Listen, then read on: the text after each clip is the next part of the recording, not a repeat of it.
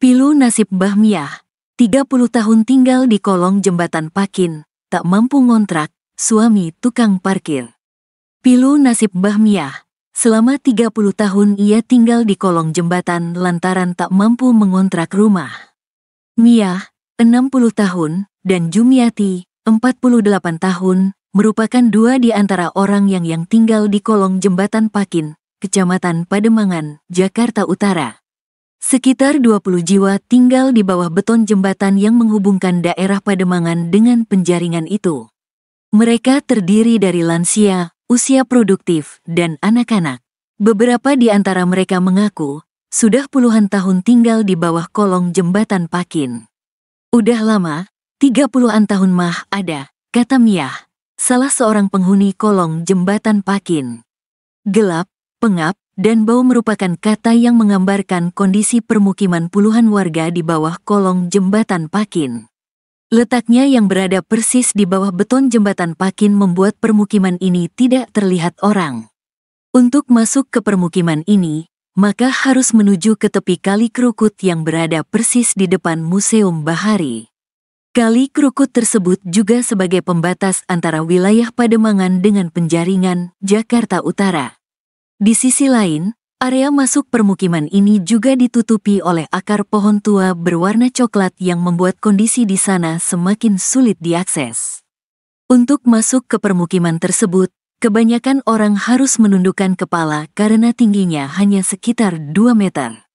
Namun, semakin ke dalam, ketinggian kolong jembatan bertambah menjadi 2,5 meter.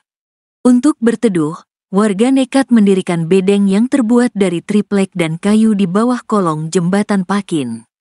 Ukuran bedeng tidak terlalu luas, hanya sekitar 2,5 x 3 meter.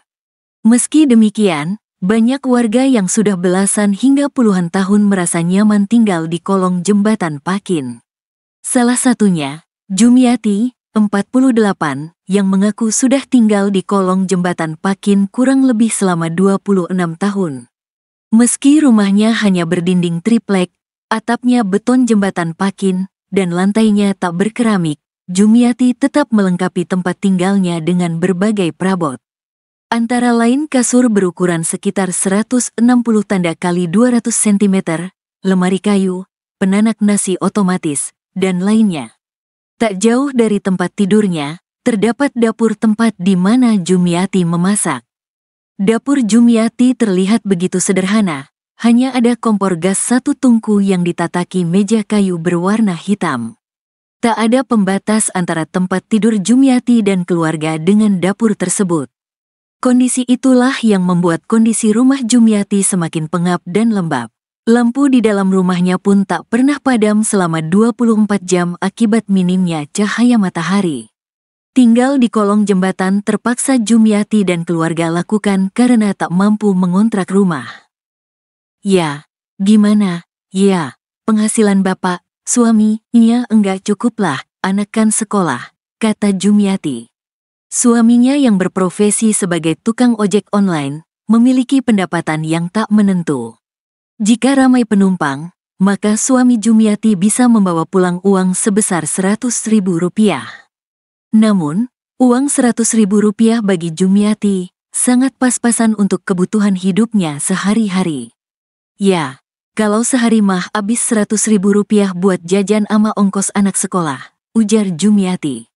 Senasib dengan Jumiati, Miah juga tak mampu mengontrak rumah karena suaminya hanya bekerja sebagai tukang parkir. Dalam satu hari, pendapatan suaminya hanya sebesar Rp30.000 sampai Rp40.000. Uang itu hanya cukup untuk membeli makan dan air bersih. Mau mengontrak rumah nggak ada uang, suami parkir di ruko paling dapat uang Rp30.000 sampai Rp40.000 nggak cukup buat bayar air, ungkap Miah. Rencana pemerintah provinsi, Pemprov Jakarta merelokasi penghuni kolong jembatan Pakin ke Rusun Petak Habitat Ancol, Jakarta Utara, disambut baik oleh para penghuni kolong jembatan itu. Wacana relokasi tersebut disampaikan oleh penjabat Gubernur Jakarta, Teguh Setiabudi usai berkunjung ke kolong jembatan Pakin. Setelah berbincang dengan warga yang tinggal di bawah jembatan, mereka ingin mempunyai hunian yang layak. Kalau tinggal di dalam kolong jembatan tentunya penyakit sangat rentan sekali menyerang mereka, ujar Teguh dalam keterangannya. Terkait rencana relokasi, Miah dan Jumiati mengaku tak keberatan, karena mereka juga ingin mendapat tempat tinggal yang lebih layak. Ya, kita sih mau-mau aja, biar ada tempat tinggal yang layak lah, ucap Jumiati. Namun, ia berharap agar relokasi tersebut bisa bersifat gratis, karena jika harus membayar, Jumiati mengaku tak mampu. Senada dengan Jumiati, Miah juga tak keberatan pindah ke rusun asal gratis. Saya pengennya gratis lah, enggak ada duit bayarnya, pungkas Miah.